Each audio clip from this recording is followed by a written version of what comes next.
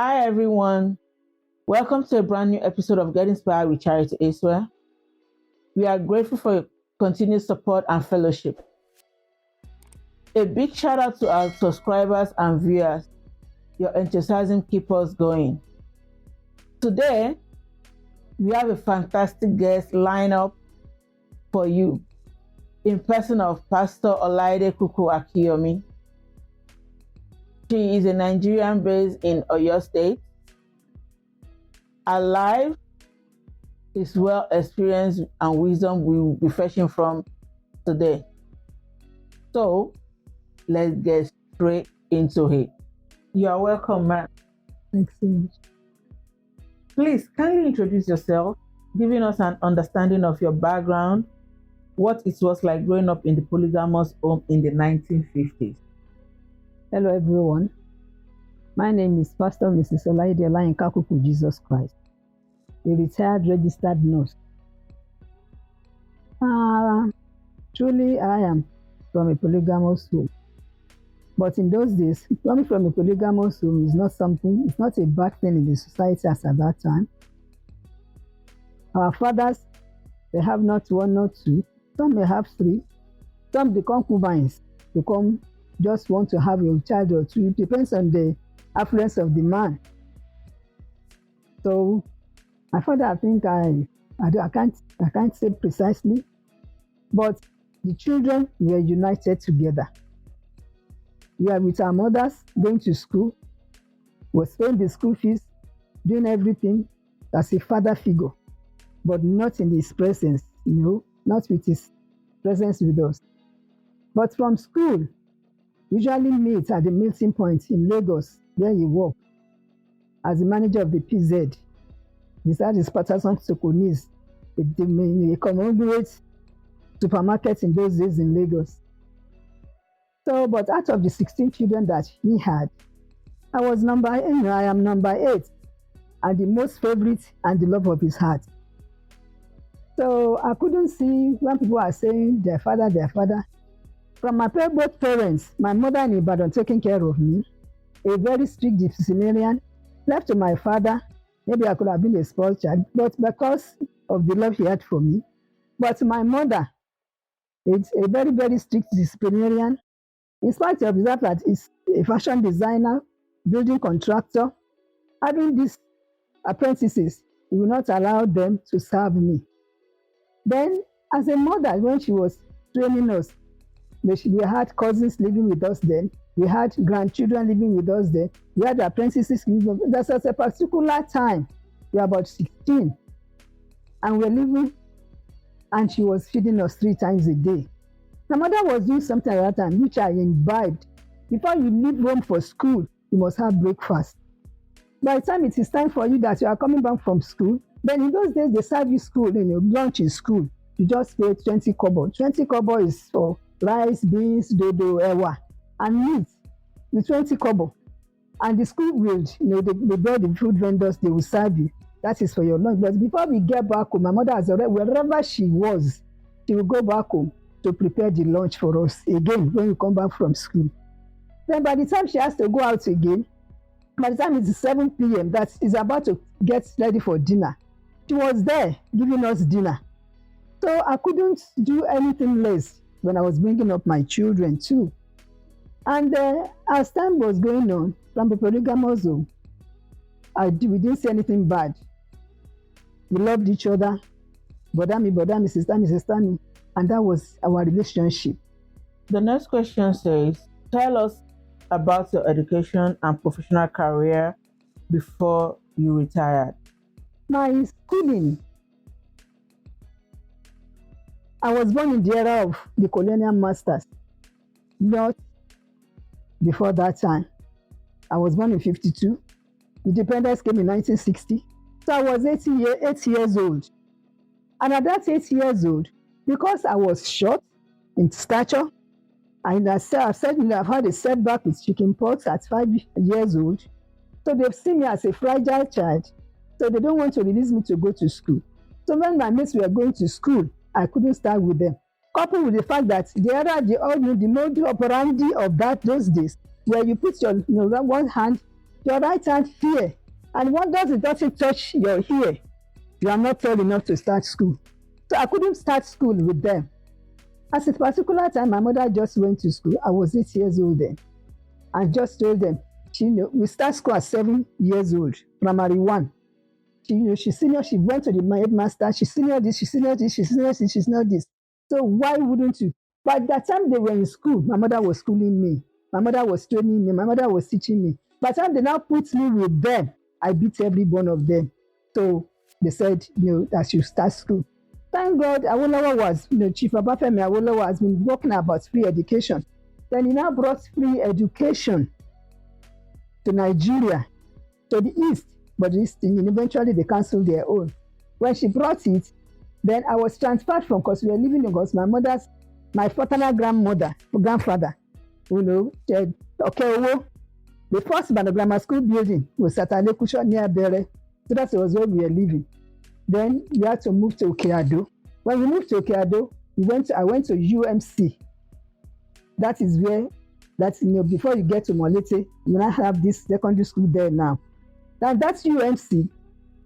The same thing operated, feeding us and going to school.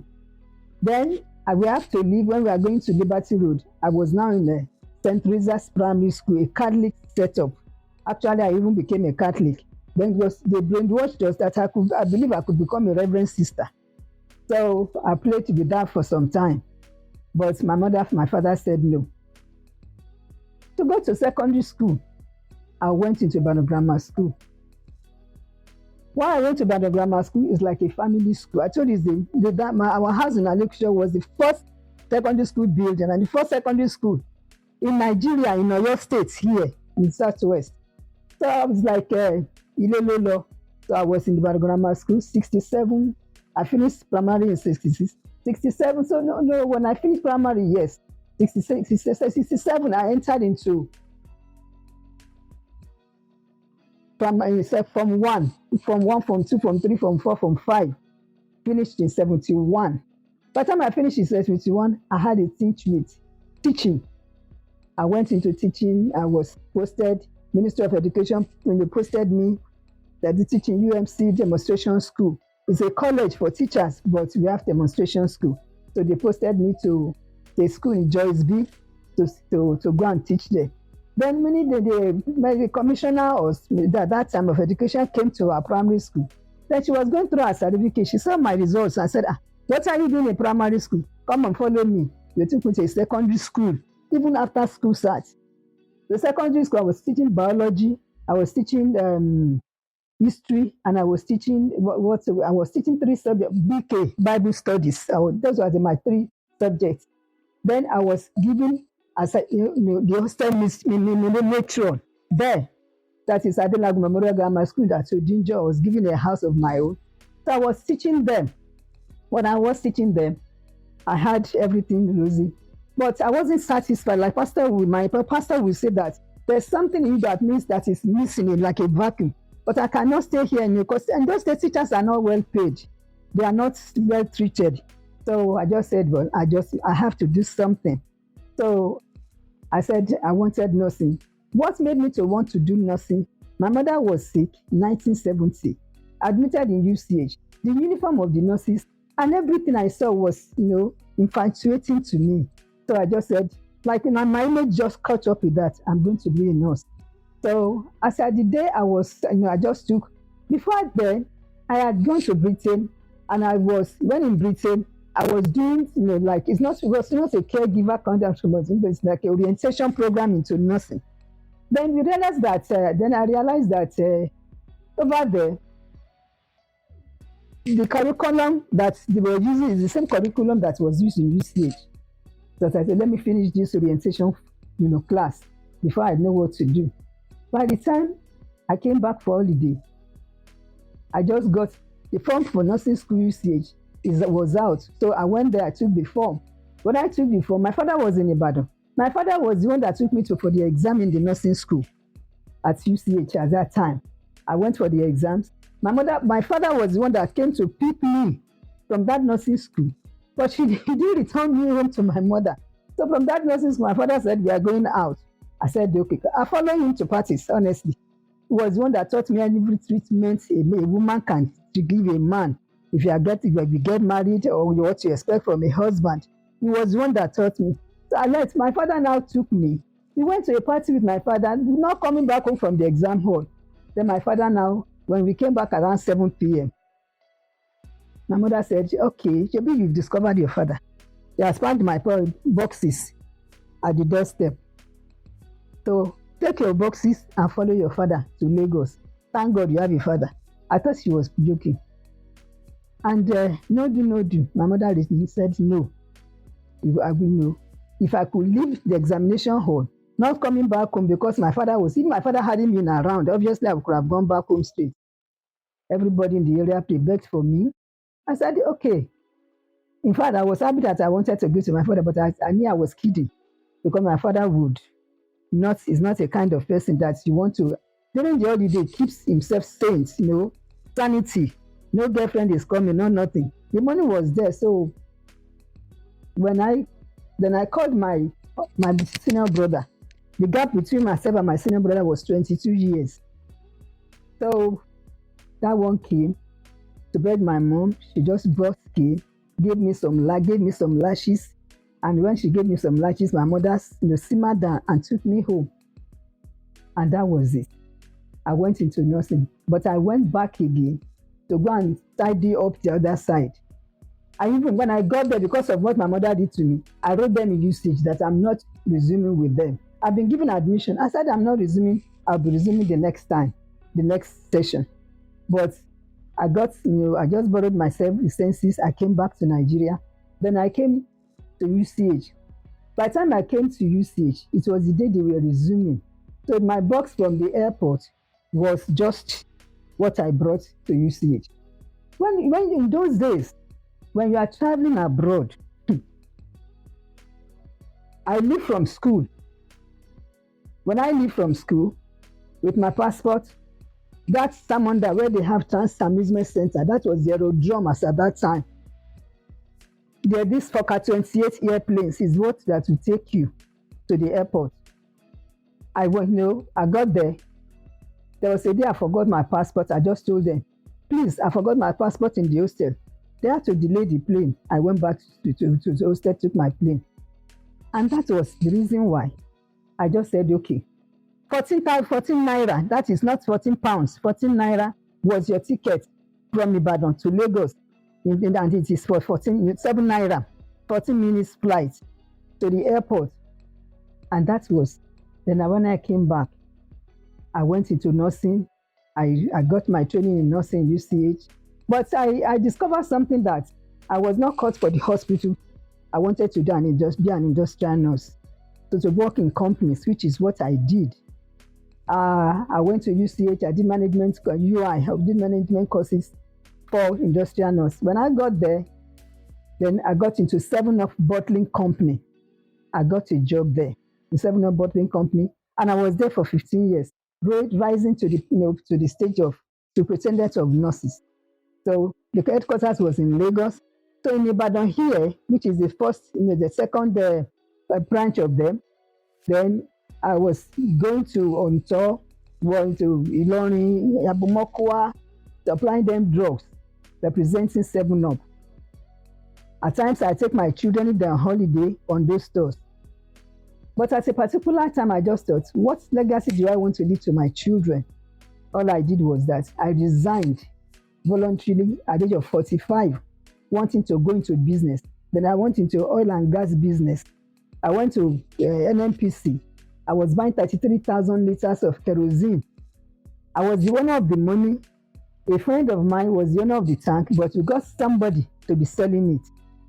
So when the money comes in, we divide it into 3, and we share the profit.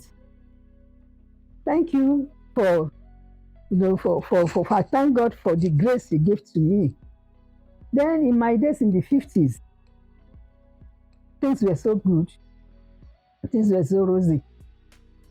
All that I had then, all that I went through was then up to my nursing training. Nigeria was when you get to Britain, your agent will get your visa here in Nigeria for 6 months. By the time you get to Britain again, they will ask you at either Heathrow or Gatwick, welcome, how long are you going to stay? They will give you another visa if the agent cannot give you. So you take your visa from the airport of entry. So there's no hassle when you get there. And when you are shopping, when Nigeria gets there, everyone, that's a Nigerian, because Nigeria was the money bag of the world in those days. That's a Nigerian. So that is what my growing up was all about at that time. Colonial masters, when they left us with what they never knew Nigeria had, which was the petrol. And that was what blew Nigeria. On to the next. Going by the world you grew up in, what, in your opinion, is the reason for the greatest societal decline prevalent in today's world, and how can we remedy it? The Nigeria I grew up with is not the Nigeria we are having now. Things are not the same. Things are different in the Nigeria we have now. Nigeria we have in my own days, there's authority, there's regard for law, regard for authority, regard for most, especially for God, regard for fellow men. And when you have regard for fellow men, things work out well. What happened now is that we have over the time produced leaders that were not God-fearing, leaders that will be there, and it is the society that produced them over time. Leaders that were there not for the masses or democratic rule, but leaders that were there for their own selfish end, to enrich their pocket and to even grab the revenues of the country. And that was it. Now these leaders, they are not there to serve the masses, the poor masses. They are there to serve their pocket. And when people are doing that, the society is now gradually breaking down. Moral decadence is there. Corruption, our politicians, and the CEOs and the parasiters, everyone was just there to grab what they can grab from this society. Nobody is calling anybody to the other. Nobody has any regard to anybody, and not most especially to God, because the Bible in the book of Proverbs 14:34 says that righteousness exalts a nation. The nation was gradually breaking down, and nobody was there to caution anybody. And another thing is that when things are going wrong and there's nobody to caution, it will only go worse. The fear of God, I would say, right now, is completely out of existence. It's non-existence in the life of people. So everybody is there. It's always like in Israel, when the Bible was saying when Israelites were doing what they wanted, they rejected their judges. And that was why God reversed from them. And that is exactly when there is no right person to put the country right. Went from the three-tier governors, the presidency, the governors, and so also the local governments. Everybody was there to enrich their pocket. So the examples that we are seeing is the corruption that has just eaten like a cankerworm or like a cancer into the people. The economic sectors, the financial sectors, the educational sectors, that our university is zero to nothing. Even their graduates, they cannot speak correct English. It's not functioning well. In those days, there were scholarships for the undergraduates. In those days, the lecturers are well paid and they are well dedicated to their work. So, and when everything just go haywire, then everything broke down. And that is, I don't know how to rectify it. We have to do, we have to do a reverse concentration. What brought us here? Where are we going from this place? And it's only God that can lead us. Then if we remove God, I don't know what else we want to do. That is, in my own opinion, the moral decadence, the corruption, the politicians, and everyone that is there, the leaders that we have produced. When we another one, and over to another one, is there not for the masses, but to continue, no continuity of good works, but to continue with what the predecessor did, that is just swallowing all that he can swallow, and that is it. So if not doing the same thing, but he will do worse than the predecessor did. And gradually, the country has been stopped dry, and it's like a baby that is on oxygen in the hospital. The next question says, what advice do you have for today's women, wives, and mother alike? I'll start from the girl child, and that is going to be a young lady. From there, going to be, a woman, a wife, a sister, a teacher, and all that God has created in her to be as a woman. For the women, God created them as an helpmeet to the husband. But we see so many women nowadays, they are a complete, competitive duty with the husband.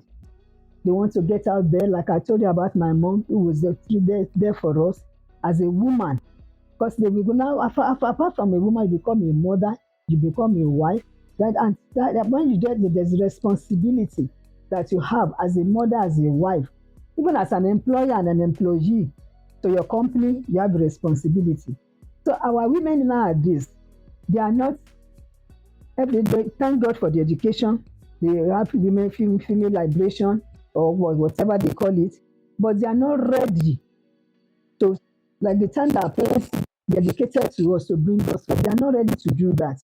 And what we have in society now is what's eliminated from the homes.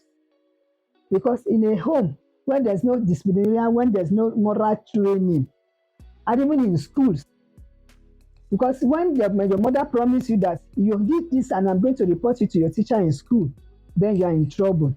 Because if your mother should report you to the teacher will discipline you in school before your mother, even after your mother disciplines you at home. So they were working hand in hand. So now as a woman, if your child, the women that we have nowadays, if you beat their child, they will come back to school and beat you. I've seen that, I've witnessed that. And that is what our women have become nowadays.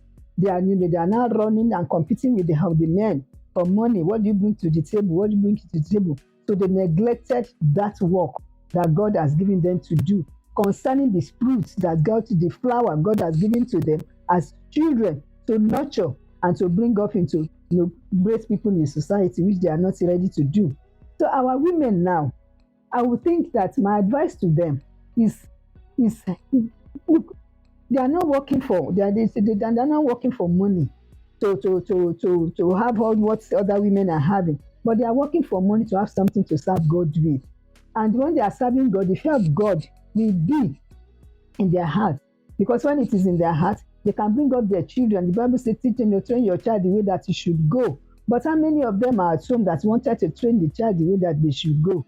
To the extent that they don't even want to know them from right, infancy. They want to take them to the crèche because they wanted to be at work. Even if after at work, they will still stay at work, and the children will be at the crèche up to 9 p.m. because they are busy at work. So there was no that thing that our parents were doing in our own days.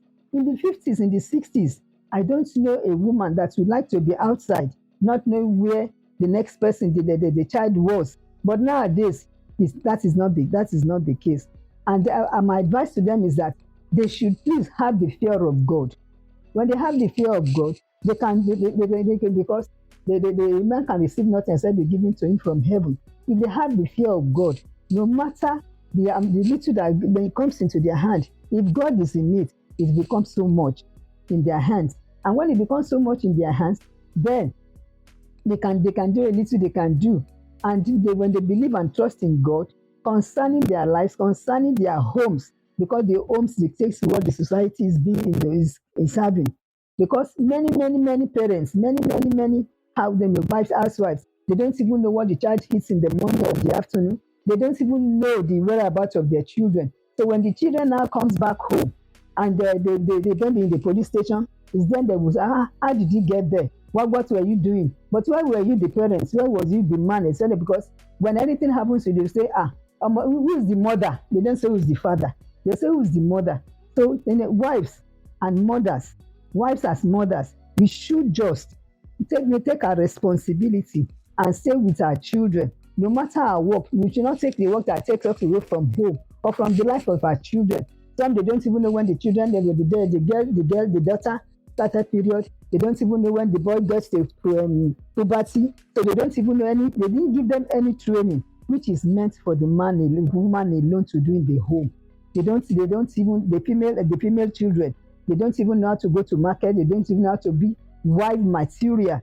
They were not trained. So I would think that the women should go back home and do their scoreboard and do what they think that God has created them for, because it is their responsibility to bring up those children. Yes, the men will bring something home, but to be contented, not to compare themselves with each other, because some are living a false life.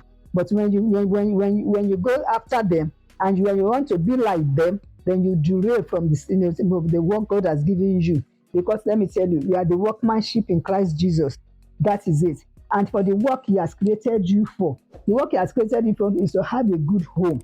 That is the work He has created. He has prepared that word, even for that work for you.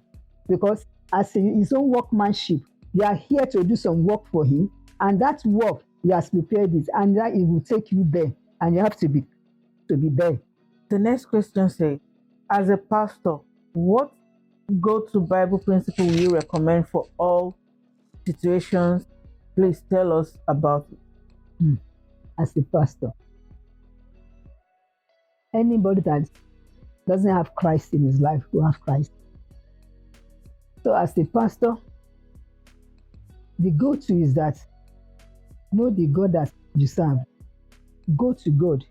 In my days, there is God for God, fear of God.